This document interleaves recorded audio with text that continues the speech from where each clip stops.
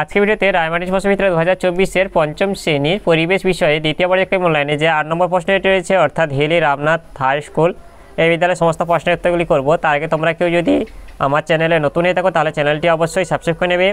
একে রয়েছে সঠিক উত্তরটি বেছে নিয়ে লেখো। 1-এর 1 মালদা, এটা ফজলি আমের জন্য বিখ্যাত। 1-এর 2 আমাদের দেশ স্বাধীন হয় 1947 সালের 15 আগস্ট। 1-এর 3 কুলিক পাখিরালয় দেখা যায় রায়গঞ্জে।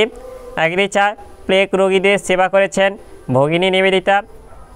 1-এর 5 মাস্টারদা নামে পরিচিত ছিলেন সূর্য সেন। 1-এর 6 বাঁশের কেল্লা বানিয়েছিলেন তিতুমির।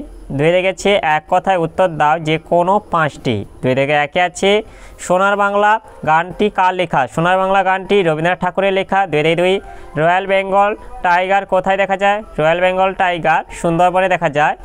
2-এর 3 কৃষ্ণনগর কিসের জন্য বিখ্যাত? কৃষ্ণনগর মাটির পুতুলের জন্য বিখ্যাত। 2-এর 4 একশৃঙ্গ গন্ডার কোথায় দেখা যায়? একশৃঙ্গ গন্ডার জলদাপাড়ায় দেখা যায়। 2-এর 5 বঙ্গভঙ্গ কত সালে হয়েছিল? বঙ্গভঙ্গ 1905 সালে হয়েছিল।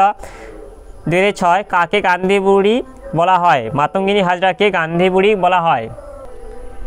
এরপর 3-এ দেখে যাচ্ছে ক স্তম্ভের সঙ্গে খ স্তম্ভ মিলিয়ে লেখো। ক স্তম্ভ 3-এ থেকে 1 আছে মানুষের স্বাস্থ্য, এটা হবে একটি সম্পদ। 3-এর 2 দার্জিলিং সিঙ্গালীলা পর্বত শ্রেণী। 3-এর 3 ইংলিশ বাজার, এটা হবে মালদা হবে। 3-এর 4 বহরমপুর, বহরমপুর হবে মুর্শিদাবাদ। 3-এর 5 বালুরঘাট, এটা হবে দক্ষিণ দিনাজপুর। এরপর 4-এর আছে শূন্যস্থান পূরণ করো যে কোনো 4টি। 4-এর 1 আছে পশ্চিমবঙ্গের সর্বোচ্চ পর্বতশৃঙ্গের নাম হলো, এটা সান্দাকফু। 4-এর 2 আগে কীটনাশক হিসেবে নিম পাতা ব্যবহার করা হতো। 4-এর 3 ধান কাটা ও ঝাড়ার আধুনিক যন্ত্রের নাম হলো হারভেস্টার।